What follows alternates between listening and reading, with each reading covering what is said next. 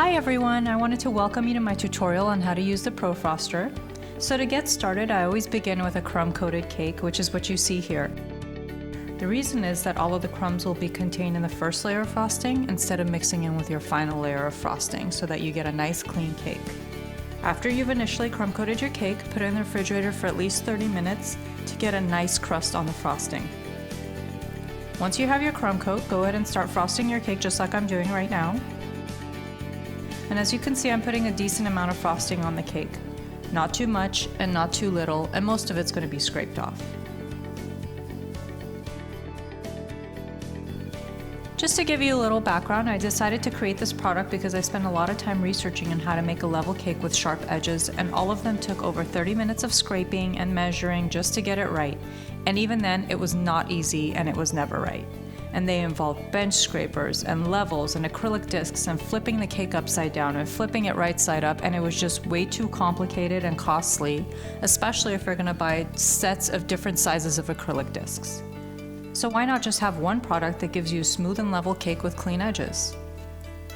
And more importantly, my mission was to bring back cake into every home just like your mom used to make. As I'm frosting this cake, I want to mention that if you go to the page Bringing Cake Back on ProFroster.com, I took a plain buttercream cake and I decorated in 7 different and simple ways. And really, I just wanted this to be inspiration for you to go ahead and make a cake instead of buying another dozen cupcakes for your next event.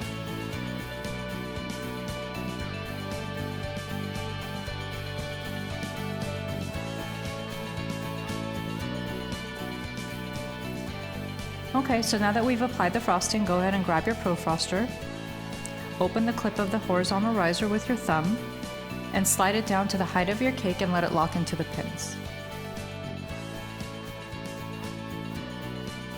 Make sure that you have the base of the ProFroster neatly in the groove of the riser.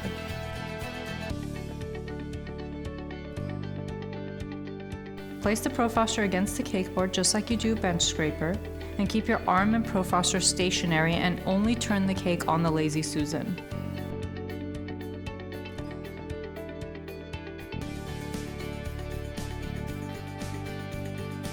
After your first pass, you're going to notice some gaps.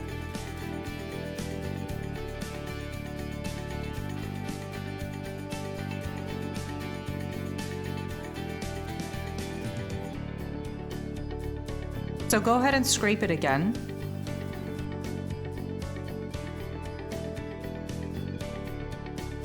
I found that the thicker the consistency of the frosting, the better. And if you use a frosting like ganache, then it gives you the sharpest edges.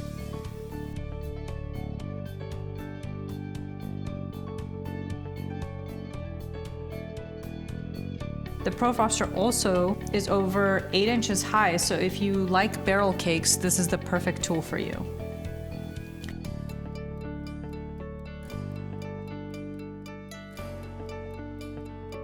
Go ahead and fill in those gaps with more frosting.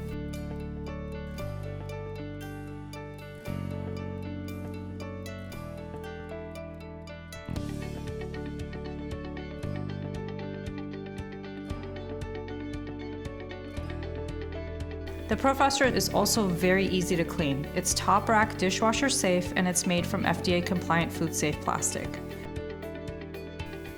You can also use the base of the ProFroster like a bench scraper, and because it has a cone base, you don't have to worry about the hand shifting like it does when you use a bench scraper.